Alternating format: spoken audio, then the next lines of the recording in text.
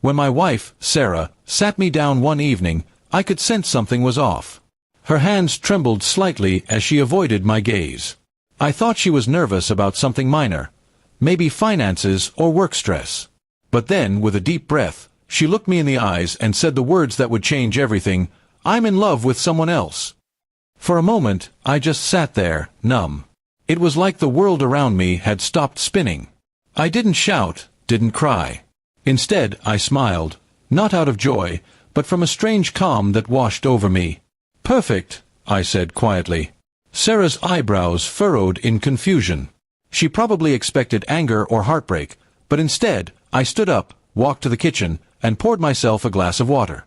That single word, perfect, seemed to echo in the room, leaving her completely speechless. For years, I had been the one trying to fix things between us. I had ignored the late-night texts she quickly hid, the sudden girls' trips, and the coldness that crept into her tone. Deep down, I knew something was wrong. Her confession didn't destroy me, it simply confirmed what I had already suspected. And in a strange way, it set me free.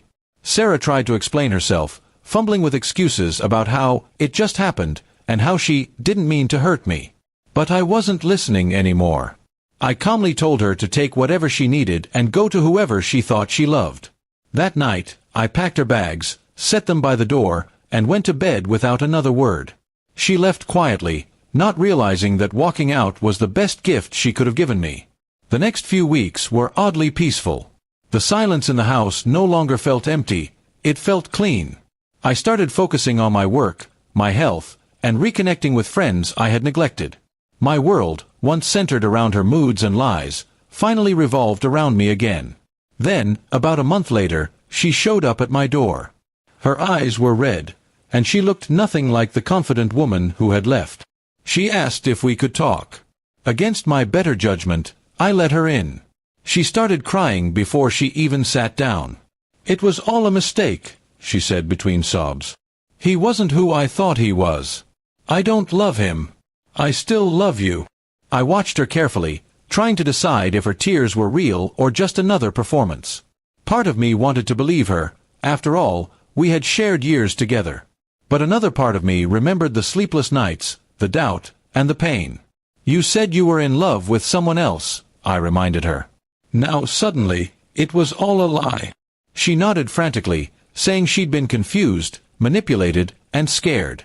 She wanted me to believe that what she said before wasn't real, just a phase she went through. But the calm I felt that night returned. I told her gently, "Sarah, it doesn't matter anymore. Whether it was real or not, you showed me who you truly are." Her face went pale. She tried to reach for my hand, but I stepped back. I explained that I had already moved on emotionally. I wasn't interested in rebuilding something that had already crumbled. Love, once broken by betrayal, doesn't return the same. It becomes a shadow, something that looks familiar but no longer feels right. She began begging then, saying she'd do anything, go to counseling, start over. But her desperation didn't move me. It only made me realize how much peace I had found without her chaos.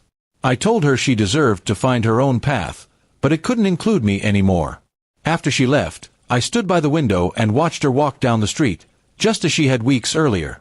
But this time, there was no sadness, no anger, just closure. She had made her choice, and I had finally made mine. In the following months, I rebuilt everything she had broken, not by replacing her, but by rediscovering myself. I traveled, took up new hobbies, and even smiled genuinely again. Sometimes, the most painful endings lead to the most peaceful beginnings. Sarah tried reaching out a few more times, but I never replied. I had no hatred left, only gratitude that her confession forced me to wake up from a long illusion. She thought she had destroyed me, but in truth, she freed me from a love that had already died. Now, when people ask if I ever regret letting her go, I simply say, not at all. Because when she said, "I'm in love with someone else," and I answered, "Perfect," I didn't lose a wife, I gained back my life.